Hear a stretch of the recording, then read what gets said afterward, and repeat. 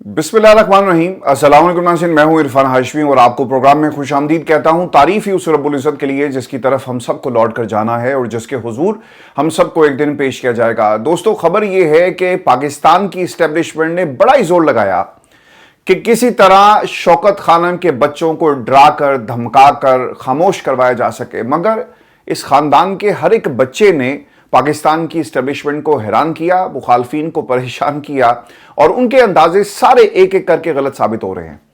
इन लोगों का ख्याल था कि अगर हमने केसेस बनाए, बच्चों को पकड़ लिया, माँ बाप को कॉम्प्रोमाइज कर लिया, इमरान खान को जेल में रख लिया, उस पर झूठे मुकदमात बनाकर, झूठे इल्जामात लगाकर, उसकी किरदार कुशी करके हम उसे तोड़ने में कामयाब हो जाएंगे, तो आज पाकिस्तान की इस्टेब्लिशमेंट परेशान है। उसके पास जितने भी हरबे थे वो सब इस्तेमाल कर चुके, क्योंकि इससे पहले इस्टेब्लिशमेंट का टाकरा इमरान खान जैसे किसी लीडर से नहीं हुआ था। इससे पहले लोग आए जो गेट नंबर 4 और इस्टेब्लिशमेंट जीएचक्यू की नर्सरी में तैयार होते रहे और उन्हें पाकिस्तान की आवाम पर मुसल्लत किया गया। कभी कभी इन्हें दौरा पड़ता है जमहूरियत का, और नवाज शरीफ और आसिफ अली जरदारी साहब जो हैं वो पाकिस्तान में इस्टेब्लिशमेंट को आंखें भी दिखाते हैं, मगर जो असल टक्कर दी है इस्टेब्लिशमेंट को वो इमरान खान है। आज एक और हमला हुआ है अलीमा खान के ऊपर, और खवातीन जो इससे पहले भी अलीमा खान पर हमला कर चुकी हैं। बताया जाता है, सिमाबे ताहिर ने इसे विटनेस किया, उनके मुताबिक एक खातून बाकायदा तौर पर जो अलीमा खान है उनको पीछे से धक्का देने की कोशिश कर रही थी और उनकी जो शॉल है उसे खींच रही थी। मौके पर मौजूद पाकिस्तान तहरीक इंसाफ और सिमाबे ताहिर ने उन्हें घेर लिया और उनसे ये सवाल किया कि बताएं आप हैं कौन। और फिर जब लोगों ने गौर से देखा तो पता ही चला कि ये वही खातून है जो इससे पहले भी इमरान खान की बहनों पर हमला कर चुकी है। और उस दिन जो एजाज साहब हैं एसएचओ, उन्होंने इनको भगा दिया था और रियासत ने अभी तक इनके खिलाफ मुकदमा नहीं किया।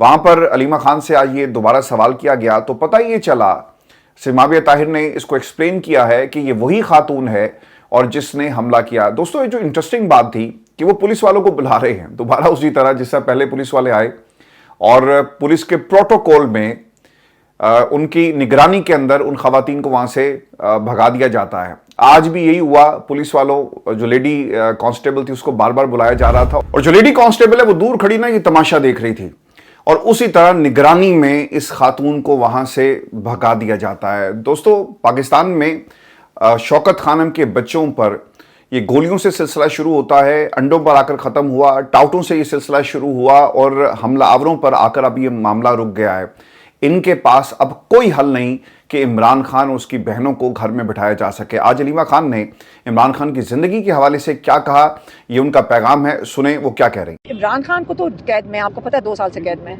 लेकिन आप उनका सोचें जो डर के मारे किसी को मुलाकात नहीं करने दे रहे, आप उनका ख्याल करें। उनका सोचें कि उनका खौफ, उनका ख्याल नहीं था ये 2 साल तक इमरान खान कैद में बैठे रहेंगे।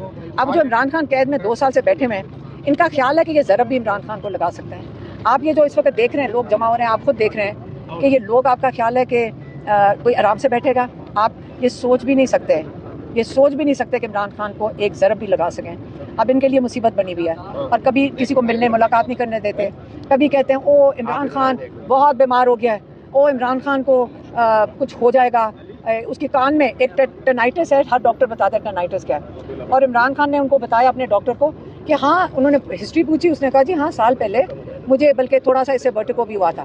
उन्होंने खुद ये पिम्स की रिपोर्ट सारी दुनिया में इसलिए नशर की कि उनका ख्याल था इसको बेस बनाएंगे, इसको वजूहात बनाएंगे।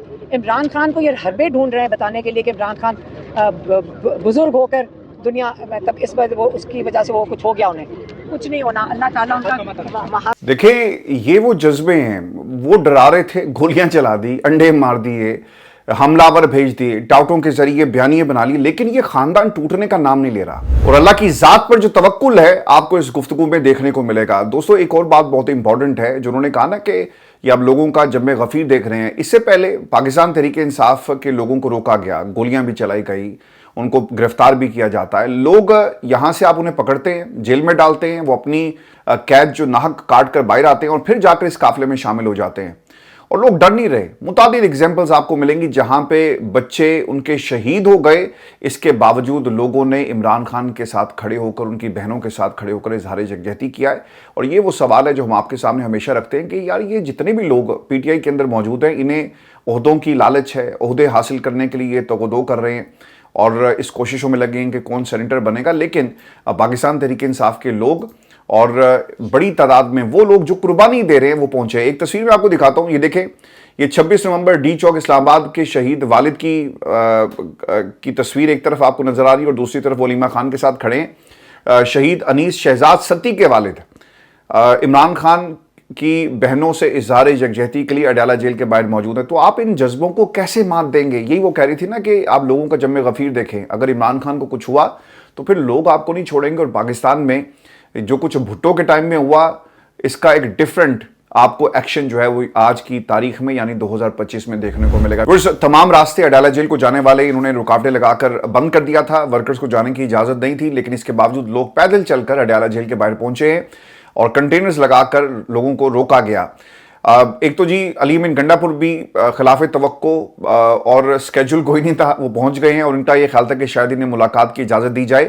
اور پچھلے کچھ ہفتوں سے جو علی امین گنڈا پور کے اوپر جو پریشر ہے، عمران خان سے جو مل نہیں رہے تھے، ان کے اوپر تنقید ہو رہی تھی اور کھل کر تنقید ورکر کر رہا ہے، اس کے بعد انہیں اڈیالہ کے باہر جا کر کم از کم یہ ڈرامہ تو کرنا پڑا۔ کچھ ویڈیوز ان کی بھی آج ہم نے دیکھی، علیمہ خان کے ساتھ وہ سائٹ پہ کھڑے ہو کر گفتگو کر رہے ہیں، وہ اپنی پوزیشن، ایسا لگتا ہے کہ اگر آپ اس کی باڈی لینگویج کو دیکھیں تو ایسا لگ رہا ہے کہ وہ اپنی پوزیشن کو واضح کر رہے ہیں۔ وہ بتانا چاہتے ہیں کہ آپا میں عمران خان کی رہائی کے لیے ہر وہ کوشش کر رہا ہوں جو کر سکتا ہوں، پاکستان کی اسٹیبلشمنٹ سے رابطے بھی کر رہا ہوں، لیکن وہ لوگ مان نہیں رہے۔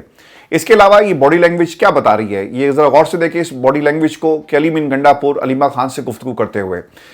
علیمہ خان نے آج دو باتیں بڑی امپورٹنٹ کی۔ وہ یہ کہتی ہیں کہ ہم 5 سے 6 مہینوں سے مسلسل اڈیالہ کے باہر آ رہے ہیں، یہ ملاقاتیں نہیں ہونے دیتے، ہم پھر آئیں گے، بار بار آئیں گے، انڈے مارنے والے کردار آتے رہیں، جتنی مرضی یہ آئیں، مرتبہ آئیں، لیکن اگر شیطانی کی نیت سے آئیں گے تو ہم نمٹ لیں گے، مجھے یہ انڈے مارے، بدتمیزی کریں، ہمیں فرق نہیں پڑتا۔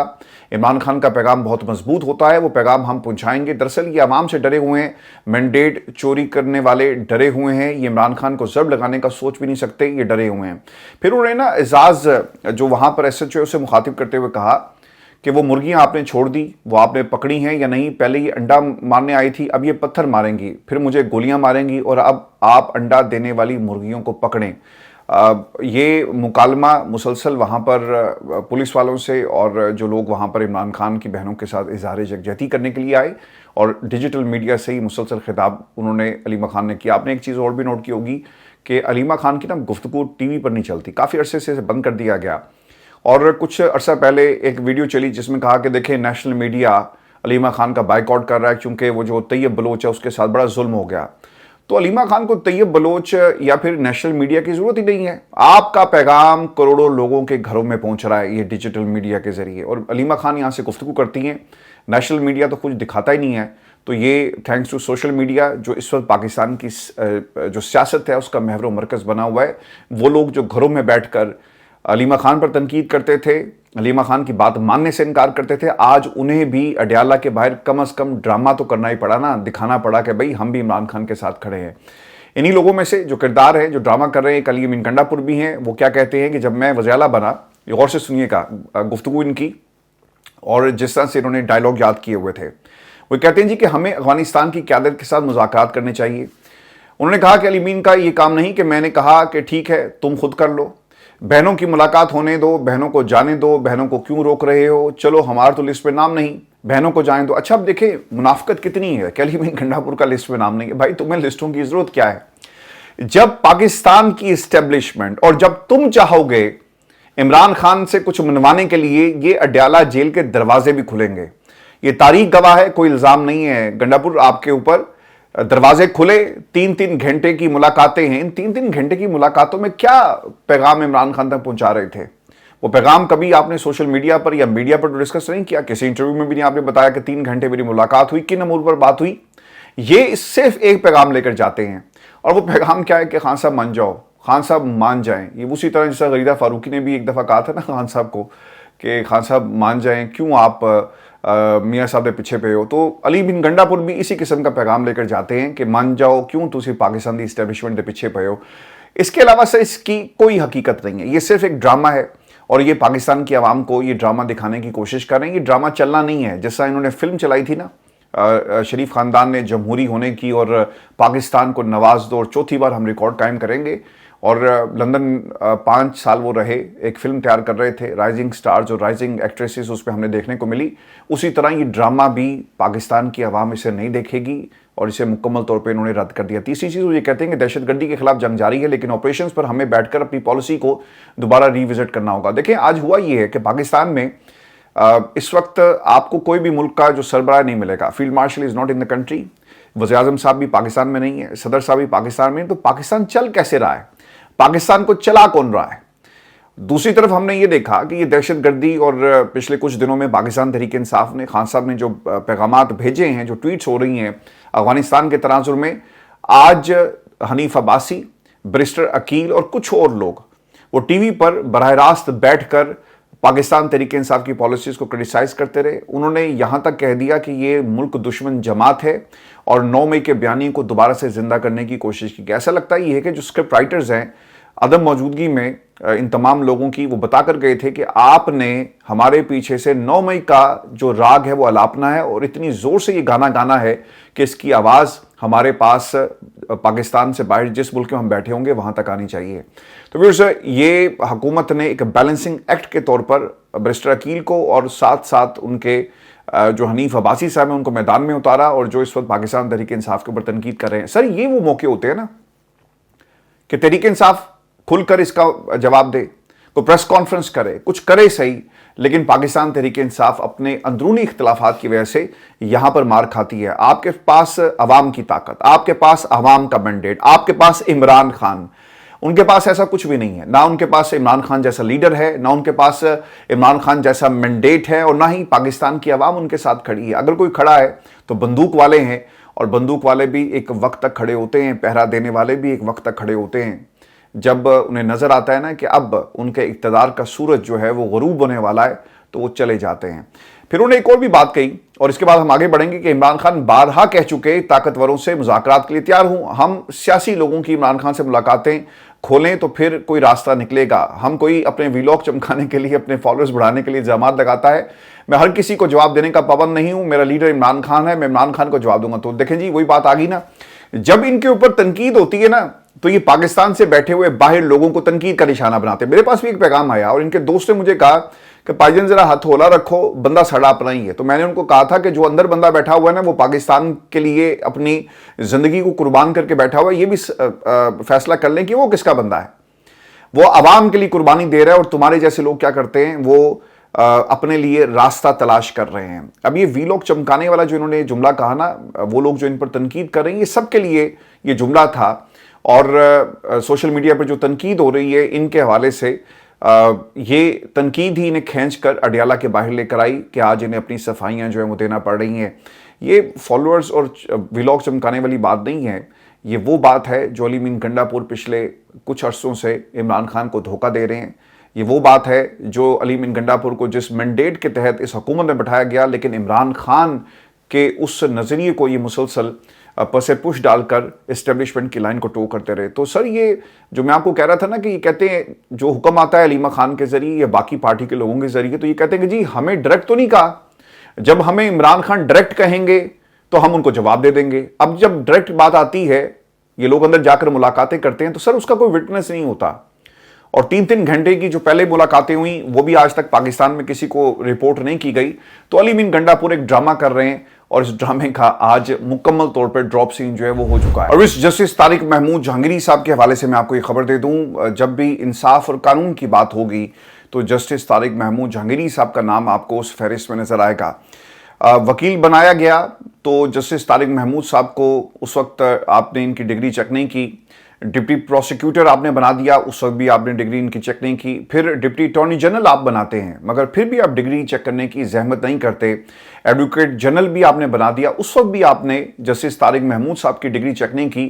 اور پھر اسلام آباد ہائی کورٹ کا آپ نے جج بنا دیا, اس وقت بھی جسٹس طارق محمود صاحب کی ڈگری جو ہے وہ آپ چیک نہیں کرتے. یہ ڈگریاں چیک کرنے کا معاملہ کب شروع ہوا, جب جسٹس طارق محمود جہانگیری صاحب نے 3 اسلام آباد کی نشستوں کے اوپر دبنگ ریمارکس دیتے ہوئے فیصلہ دیا کہ ہم فارم 45 والوں کو بھی بلائیں گے, فارم 47 والوں کو بھی بلائیں گے, اور اگر ضرورت پڑی تو ان تمام فارمز کا ہم فورینزک کروائیں گے پاکستان یا پاکستان سے باہر. کیونکہ ان کو بھی معلوم تھا نا کہ اگر پاکستان میں ہوا تو کوئی نہ کوئی فرینسک لیب کے اندر ان کا اپنا بندہ بیٹھا ہوگا. جس طرح باؤ جی کے پلیٹلیٹس اوپر نیچے ہو رہے تھے جنرل باجوہ کی مدد سے, اسی طرح یہاں بھی جنرل باجوہ جیسی قوتیں آ کر یہ جو فارم 4547 ہے اس کی اصلیت کو چھپانے کی کوشش کریں گے. آج عدالت کے اندر کیا ہوا ویورز, یہ بہت ہی اہم آج کی ڈیولپمنٹس تھی, اور اس لیے اہم ہے کیونکہ کمرہ عدالت کے اندر جس صاحب کی یہ درخواست تھی وہ غائب ہو گئے ہیں. بتایا جاتا ہے جی کہ میاں داؤد میڈیکل گراؤنڈز کی وجہ سے پیش نہیں ہوئے, اور میاں داؤد صاحب یہ وہی ہیں جو ملزم نوید کے بھی وکیل تھے اور عمران خان کے خلاف متعدد درخواستوں میں یہ وکیل ہیں. اس کے ساتھ ساتھ سپریم کورٹ پاکستان کے ایک جج کو جب زور دے کر نکالا گیا, ان کا استعفیٰ لے لیا گیا, اس میں بھی یہ جوڈیشل کونسل میں بھی درخواست لے کر یہ میاں داؤد گئے. اور پھر اس کے ساتھ جسٹس اعجاز الاحسن جن کا ملک کے اندر چیف جسٹس بننا طے تھا, اور اگر وہ چیف جسٹس بن جاتے تو آج شاید حالات ایسے نہ ہوتے عمر عطا بندیال کے بعد, اور میاں جسٹس منصور تک یہ بات نہ آتی, اور 26ویں ترمیم سے پہلے بہت کچھ تبدیل ہو چکا ہوتا. ان کو بھی کمپرومائز پوزیشن میں لایا گیا, اور ایک فائل ان کی بھی تیار کی گئی تھی, اور وہ بھی جسٹس اعجاز الاحسن کے خلاف یہی صاحب تھے. اب پتہ یہ چلا جی کہ میڈیکل گراؤنڈز کے اوپر ان کو وہ آج پیش نہیں ہوئے, ایک دوسرے وکیل صاحب ان کی جگہ پر کھڑے تھے, ان سے جسٹس ہاشم ڈوگر صاحب سوال پہ سوال پوچھ رہے تھے مگر ان کے پاس کوئی جواب نہیں تھا. اور دوستو حیران کن طور پر وکیل آپ کے سامنے نہیں ہے, دلائل دیے نہیں گئے, اور ڈوگر صاحب جن کا یہ کیس تھا ان کی خود سے نمائندگی کریں, اور از خود طور پر انہوں نے اس کیس کے اندر یہ فیصلہ دیا اور دلائل سنے بغیر. اب اس پہ جو سب سے اہم نقطہ ہے کہ اسلام آباد bar council, district bar associations, اور اس کے ساتھ ساتھ اسلام آباد ہائی کورٹ بار ایسوسیشن جو ہے اس کے نمائندے بھی کمرہ عدالت میں موجود تھے. اگر یہ لوگ سمجھتے ہیں کہ یہ معاملہ اتنا سادہ ہے کہ آپ کسی جج کو, جو اسلام آباد ہائی کورٹ کا جج ہے, وہ کہیں پہ بھی ہو سر, وہ جج ہی ہوتا ہے اور اسے کام کرنے سے روکا نہیں جا سکتا. آپ نے اسے روک دیا, اور کس حیثیت میں روک دیا یہ بھی وجہ نہیں بتائی جا رہی, اور اس سے بڑی آئین اور قانون کی جو بے حرمتی ہے وہ ہم نے اس سے پہلے نہیں دیکھی کہ ایک سٹنگ جج کو آپ کام کرنے سے روکتے ہیں. اگر یہ supreme court Pakistan judicial council سے کوئی فیصلہ آتا تو اس کے اوپر بات کی جا سکتی تھی, لیکن جسٹس طارق محمود جہانگیری صاحب کو کسی بھی روسٹر میں شامل نہیں کیا گیا. سنگل بینچ اور ڈبل جو ان کے ڈویژن بینچز ہیں تمام میں سے ان کو نکال دیا گیا. ویورز, اس میں جو سب سے اہم چیز ہے, وکیل میدان میں آئیں گے, اور وہاں بھی ان کی مجبوری یہ ہے کہ جسٹس جہانگیری سے متعلق آرڈر فوری قلم نہ ہوا تو تمام احتیاطی تدابیر کے باوجود معاملات خراب ہو سکتے ہیں. سر سننے میں یہ آ رہا ہے کہ بار کے الیکشن سر پہ ہیں, اور الیکشن کے سیزن میں کوئی بھی دھڑا جو ہے وہ اس قسم کی کنٹروورسی میں نہیں پڑنا چاہتا, کیونکہ آپ نے ایک جج کو نکال دیا, پھر پیچھے کیا رہتا ہے. جج کے ساتھ بھی سر وکلا ایک بڑی تعداد میں ہوتے ہیں, اور جسٹس طارق محمود جہانگیری صاحب جنہوں نے ایک پھٹے سے, یعنی یہ جو پاکستان میں جو کلچر ہے نا پھٹوں کا, وہاں سے اپنی جو وکالت ہے اس کا آغاز کیا اور ایک جج بنے, تو ان کا آبویسلی ایک کلاؤٹ ہے لیگل فرٹرنیٹی میں, اور وہ سڑکوں پر آ جائے گا. جس طرح پاکستان کے اندر آج ہم نے لاہور میں دیکھا کہ لوگ سڑکوں پر نکلے, اور عمران خان کی رہائی کا مقدمہ آج لاہور کی سڑکوں پہ لڑا گیا ہے. مصطفیٰ نواز کھوکر صاحب وہی کہتے ہیں کہ جسٹس جہانگیری کا فقط جرم اتنا ہے کہ اپنے اور دیگر ججز کو ہراساں کیے جانے والے خط کا حصہ بنے, اور بطور سربراہ الیکشن ٹریبیونل منصفانہ طریقے سے اسلام آباد کے انتخابات میں ہونے والی دھاندلی کی تحقیقات کا آغاز کیا. پہلے انہیں ٹریبیونل سے ہٹا دیا گیا, اور اب بطور جج ہٹانے کی ایک واضح کوشش جو ہے وہ کی جا رہی ہے. یہ بھی ایک انتہائی اہم پیش رفت میں آپ کے ساتھ شیئر کر رہا ہوں. جسٹس طارق محمود جہانگیری کا ڈویژن بینچ کا حکم سپریم کورٹ میں چیلنج کرنے کا فیصلہ, اور ذرا یہ بھی بتاتے ہیں کہ تحریری حکم نامہ ملنے کے بعد اپیل تیار کی جائے گی. اور اب انہوں نے پتہ کیا کرنا ہے, انہوں نے کرنا یہ جی کہ یہ ڈوگر صاحب نے نا فیصلہ نہیں دینا, نہ اس کی ٹیسٹڈ کاپی ملے گی, اور جب ملے گی نہیں تو پھر اپیل بھی نہیں ہو سکتی. تو یہ سر طریقے ہیں, جیسا خان صاحب کے کیسز کو لٹکا دیتے ہیں, تاریخ نہیں دیتے, فکس کر لیا جاتا ہے. ایک وہ عامر فاروق ڈیپ فریزر میں کیسز رکھ کے خاموش ہو جاتے تھے, اور وقت آنے پر جب اس کی ضرورت پڑتی تھی تو اس ڈیپ فریزر سے نکال کر اس فیصلے کو سنا دیا جاتا تھا. بالکل اسی طرح اب ڈوگر صاحب بھی یہ کریں گے.